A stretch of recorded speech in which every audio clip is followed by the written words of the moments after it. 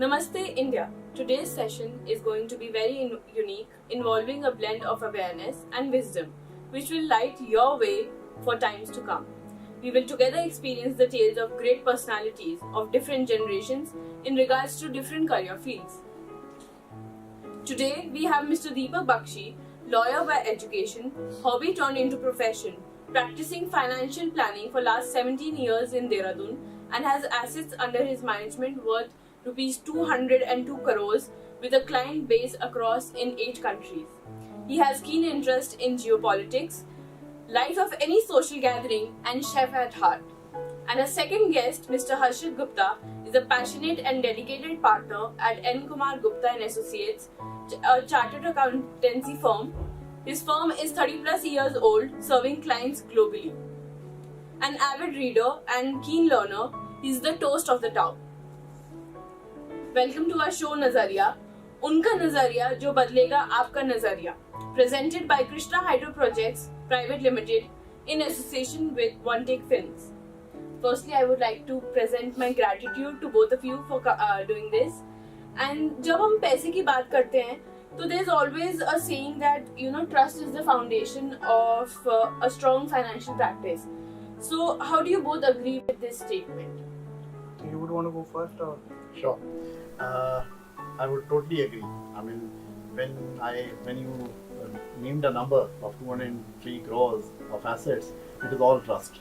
Somebody else's hard-earned money being managed by me on my advice, it is one of the most glorifying thing and most satisfying thing, and it is all trust, all across.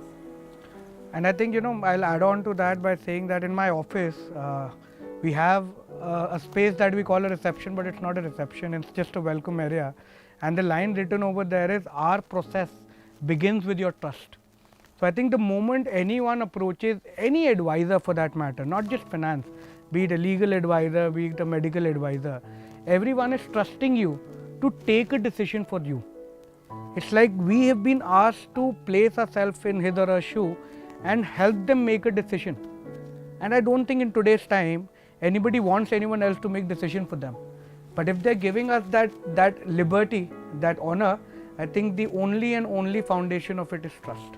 So when it comes to trust, I think that is what we both depend on.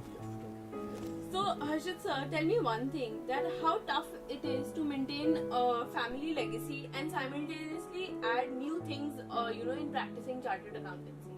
Well, first of all, let me admit, and I say it out very proudly rather, that yes, I've been born with a silver spoon in a family of chartered accountancy, but I at the same time would like to say that I was always fed with a steel one. Now what I mean by that is that yes, things were there out in the open, things were there for me to easily lead a very happy and a good lifestyle. But I think I chose that, the things that have been built in my firm N. Kumar Gupta and Associates, they need to be brought ahead. They need to be taken with the same foundation. But to add to it, it needs to develop and grow with the time. So like a very small example is, we still do audits, but we do the audit in a digital manner now. So that the clients who are not based in Dehradun or whoever are based in Dehradun, but cannot physically give us so much time, we offer them services wherein we are doing audits digitally with the help of software and tools and all. So I think it's all about growing with the time, growing with the dynamic need, and today's person is educated. Today's taxpayer is aware.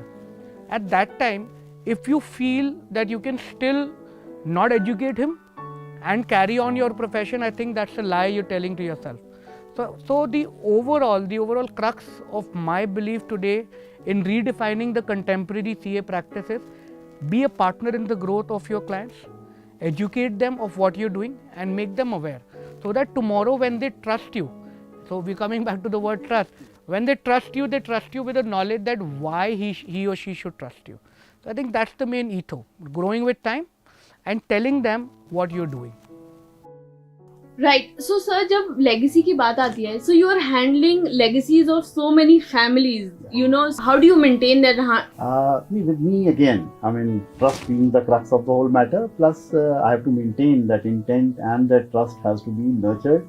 And I would agree with Harshit here. The constant education of the investors, keeping them in the loop of exactly what I am doing with their hard-earned money. This is the crux of it.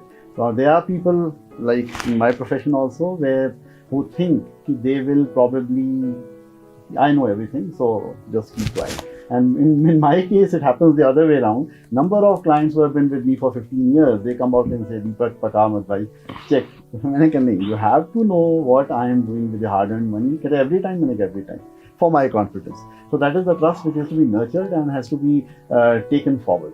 So I would agree here with Harshit, trust and then nurturing of that. With him, what he's doing is roots have already been there. He's just branching out and bringing more flowers to the tree by going technology way. So जब हम पहले बात करते हैं difference की, so everything used to happen पहले by खाताज में जैसे होता था, रिकॉर्डिंग होता था. Now everything's on digital. So how was that change? You know, how did you handle that change and how did you inculcate that in your daily practices? See, honestly, I won't call it a change.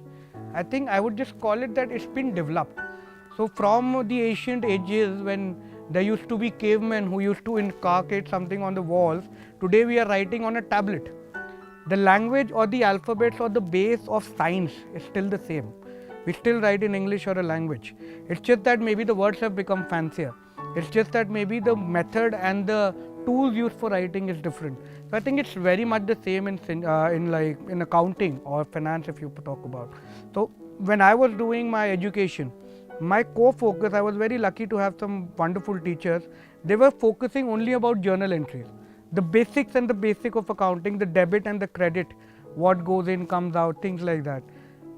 Thanks to the efforts at that time that today I have my logics clear, even if you add n number of zeros to that transaction.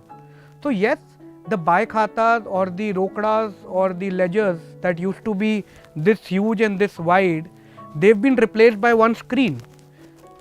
And the weight which used to be in kgs is now in a pen drive. But the logic and the ethos remains the same. And that is for me also to learn that while my senior generation has learnt computers to be aware with the time and the changes, we as young professionals should learn the ethos of the basics so that we are still connected to what actually this practice, this accounting and this whole art of finance is all about. So sir, again जो हम change की बात कर रहे हैं इसमें savings matter a lot. तो पहले एक चीज बोलते थे सिर्फ शेयर मार्केट में कर लीजिए या म्यूचुअल फंड्स में कर लीजिए. Now you have plenty of different things and after I think digital currency coming into play, a lot of things have changed. So how do you manage then? So you keep changing with the changing times, or there is a set pattern when it comes to savings? I look at all these choices available as tools. The basic premise, like Harshit said, remains the same: asset allocation, depending upon the person's risk appetite and the horizon. So the tool is decided, and the weightage of the tool in the particular asset allocation is decided. So the old timers had just a choice of LICs and post office and the banks they were banking upon, and then the rate of interest became taxable. Then now Aadhaar PAN getting linked. So nobody is no money coming out of interest is safe anymore. So tax has to be paid. So now making people understand that everything is post-tax return, and you have to look at inflation and try to beat that for your money to keep on going. All these are tools. We have got PMSs, we have got AIFs, we have got cryptocurrencies, gold, silver in electronic form, we have got bonds, equity, debt, all kinds of choices available and various tools to approach them. So these are just tools. So it is again personal finance, so it is always personal. It starts from the person, it ends at the person. Finance is incidental action. So these are tools which keep on adding and can be used at different points in time. हम देखते हैं हमारी daily life में women को बहुत knowledge नहीं होती, whether it comes to savings, whether it is filing GST or your ITR returns, and mostly men of the house take care of that. So why is that? And हम इतना हर चीज में grow कर रहे हैं, so why not in financial practices as well? Well, I think to say that ladies are not aware or they don't have the knowledge of financial planning, I think that's the lie that we tell to everyone. At least in every Indian household in my own, the financial planning and management of my mother or my wife is much better than mine. In fact, if I have to go for a trip I would rather have the budgeting discussed with my wife that whether we are doing a right call or not, and she might actually come up with the idea that Archit, I think this particular portion of our expenditure on this trip is pretty useless. That's financial planning. But take an extra seat for our infant kid because he's going to create a hassle in the airplane. That's a risk appetite. So I think the logics are pretty much working. Just that, yes, as a contemporary household, she's not really investing the money out of the house. But whatever is coming in the house, that's definitely going through her hand, her plan and a budget and her hand. So I think, if we say that she doesn't know about it, it's a lie to ourselves. We need to maybe just trust that she knows and she can understand. And the moment she is brought into the main scenario of giving her the opportunity, or if we need her expertise or her knowledge, I mean, I'm sure sir is managing a lot of ladies held assets also, in the sense that I've seen that I have quite a number of clients wherein the men are either in service or say in business, that after a point they allocate certain funds out of their capital for their ladies to discuss with a planner like sir or myself or anyone, and then put it in the right place. So things are changing. It's just that we usually, we tend to have a mindset that they're not doing it, but the ladies and the women who want to do it, and they're doing it and they're doing it fabulously. I don't think there's a difference. Ladies are the main decision makers as far as spending goes. And when spending is their forte, that means they are actually holding up Indian economy. Because economy is nothing but velocity of money. It's all about consumption. Those are the people who are actually making the spending decisions, and therefore the economy उन्हीं के कंधों पे चल रही है. And trust you me, maybe it's the men who are signing the checks or finalizing the property registry. He would not be doing it without taking an approval at home. That should we go to buy this property or not? The lady would tell, no, you don't have the money right now, or okay, you can take the money right now. So I think it's a family in India. Investment is a family subject. Finance is a family subject. It's still been the scenario wherein all the family members are sitting around a table and taking decisions. And I think this is only growing. Maybe the ladies are doing it from behind the stage, but they're definitely doing. So I feel they're a strong part of the Indian ecosystem. So you've mentioned that spending capacity is huge for our country. Yeah. So when so money is just a tool, or it is the most important thing in life? What is your opinion? Society has changed over time. Earlier we had that cushion of joint families and the support system. Now unit families are actually realizing that in case of some trouble in life, like COVID, it is always a very safe feeling to have a corpus behind you, something to fall back upon.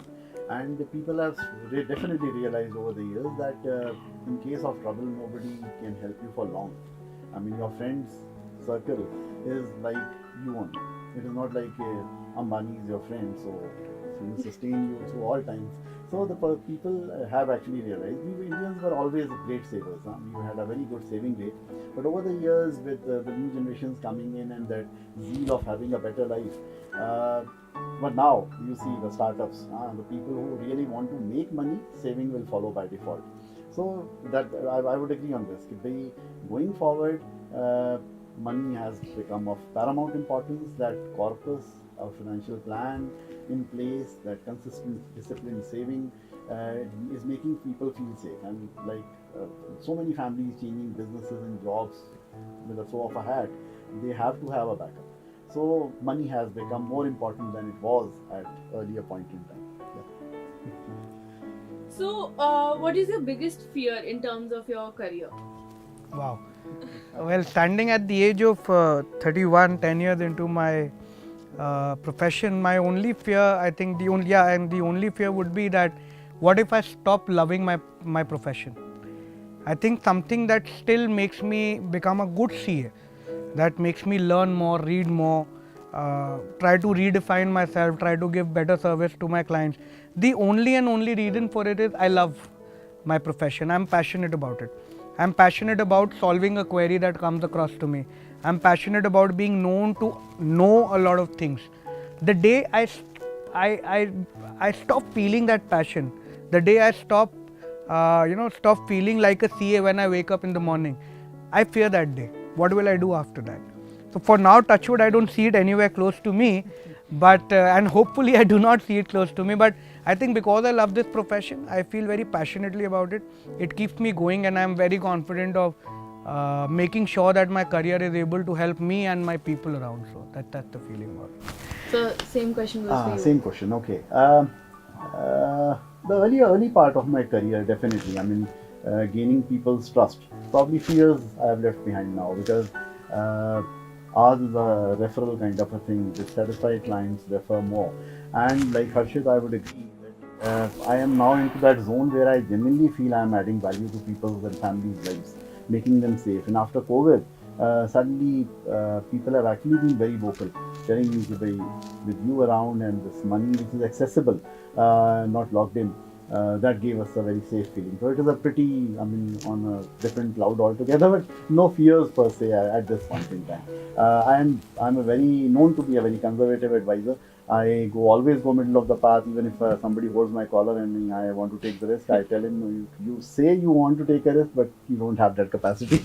So that is my assessment. And most of the times I actually feel that I am more into risk management rather than advice on investments, because I play on compounding.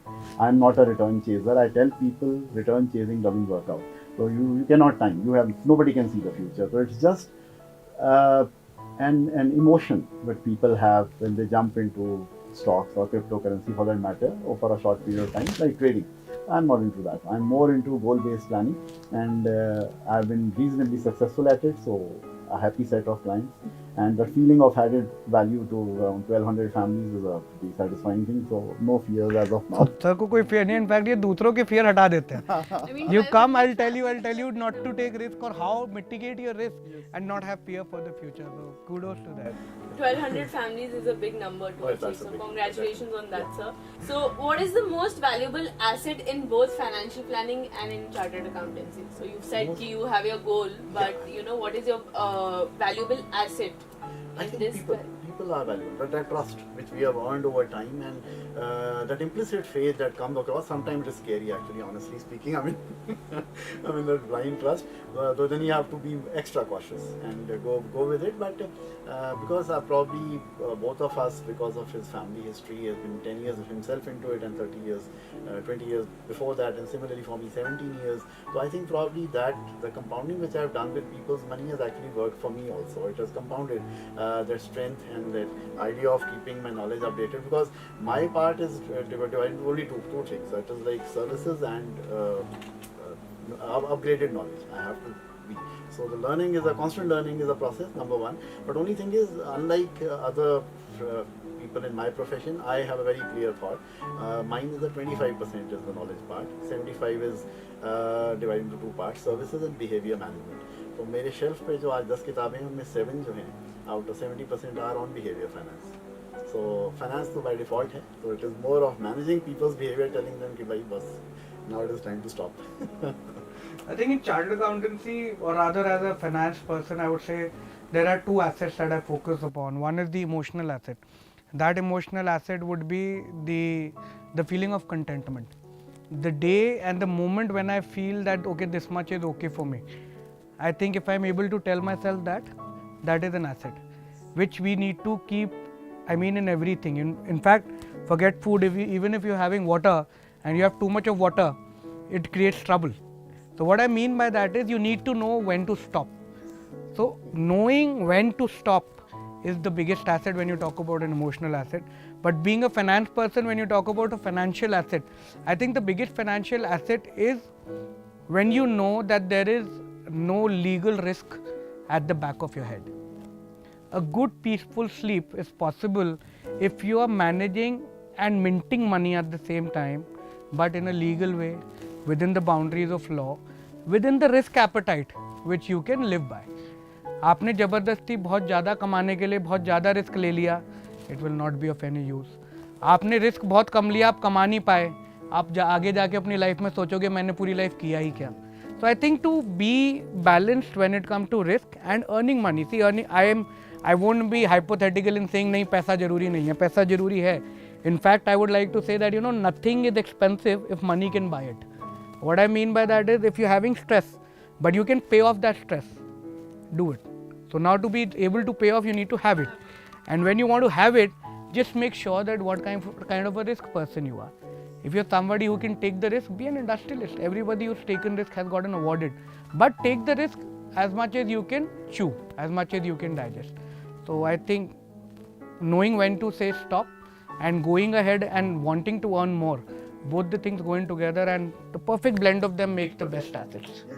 I think both of us being in this kind of a profession, which is actually services, it is an inflection point. What he's talking of, I can also vouch for it. It must have come at some point where that awareness and that sense of balance came. Probably that also came because we probably both of us are financially free in that sense. So that pressure of making money, कुछ भी करके, is no longer, is all behind us. मेरा तो ये profession का ही side effect है कि I manage my own portfolio so aggressively, so I don't have to answer for that to anybody. So that has helped me out for that. But that financial freedom gives you that sense of awareness of what is right, where to stop, where to draw the line, whom to deal with. and how to take out time close to 31st of March. For both of us, I think that is what, sir, we were talking backstage about it, that this is the whole thing of having a good team, first of all, behind your back who's managing things. But at the same time, being sure that all my timelines are duly met, there is no stress, we are able to share our thoughts over here, closer to an important date of the year. I think all of this comes down and boils down to the whole factor of having things in control and having that financial freedom, like sir said. It will only do wonders. What message you want to convey to our youth regarding, choosing something to do with finance as their career option? And I would like if you can, tell us something through your singing, because I've heard that you're a very nice singer. So first I would like to point out a very interesting fact. The highest revenue earners in the US, even better than doctors and dentists, are financial planners. I mean, this is a profession which is yet to take off and evolve, in the sense that there is no real construct as of now in India, whereupon you have to do it piecemeal or you have to do it on your own, out of your passion or out of your learning. Various aspects of financial planners doing independent work, only with families, only with a very specific niche segment of people. Here it is like practicing law in a lower court. I mean, कोई भी case आ जाए, civil law, divorce law, criminal law with a personal handling. So यहाँ पे that kind of a thing. So you have to find your own niche. So what I feel is, going forward, financial planning is going to be, it is a pretty tough job. It is not an easy job to have somebody trust with your money. That it has to be built over time. So it is like actually a business which takes time to evolve and runs on a on the land for a long time and then takes off, like any other practice. Well, chartered accountancy, I think, there are two major things that I really feel privileged to be as a CA. Number one, CA gives you a wholesome knowledge. CA is a nice collection of knowledge of law, knowledge of tax, knowledge of finance, knowledge of financial cost, knowledge of basic business scenario. So if you are a CA, I think it opens three very big lines for you. Number one is the CA practice and consultancy in itself that I do. It opens up a huge market of consultancy in the sense of management consultancy. Join any of the major consultancies around the world, join any of the companies to consult them about their finance, about their own financial management. Thirdly, CA is one of those degrees, other than maybe MBA, that can really give you a base to start your own business also. So if you're a CA, you can pretty much be an industrialist. There are n number of examples, including Mr. Aditya Birla and so many others, who are CAs and who are currently running institutions and business houses. And probably somewhere or the other, yes, they must have had other skills, but this degree, this profession must have also helped them. So these three things help a CA really choose things, maybe all the three things in different stage in their life. They might want to work with a company in the beginning, move on to a practice, and once they're settled with that, start a business of their own. So I think this is very unique to this particular profession. That is one. Secondly, till the time finance is there around us, which will always be, a CA will always be required, in the sense that he is expected to know what a nominal or a layman would not know. So I think it's all up to us how well and how aggressively we carry this profession and this knowledge and this degree for us, and sky is the limit really. You can pretty much imagine to do anything after CA. That's my thought. The one that you usually sing when you introduce yourself, Naram Garam, I think that's suited for this, and that's suited in the time which we are. We might see another wave coming in, so I think that's what the encouragement we would need. Sure. So thank you so much. I can. Yeah. Please. ओ बेटा जी, अरे ओ बाबूजी, किस्मत की हवा कभी नरम, कभी गरम, कभी नरम नरम, कभी गरम गरम, नरम गरम, नरम गरम. So life it is. It can be naram as well as garam. Thank you so much for giving us these incredible insights and to the world of finance, I'll say that. And I would like to say that every day is a bank account and time is our currency. So no one is rich, no one is poor. We've got 24 hours each. We have reached to the end of the show, today's show. I would like to thank our sponsor, Krishna Hydro Projects Private Limited, having their high expertise and experience in executing turnkey basis hydel projects. You can follow us at the below mentioned accounts for more updates. Thank you and stay tuned and stay connected for more career tales.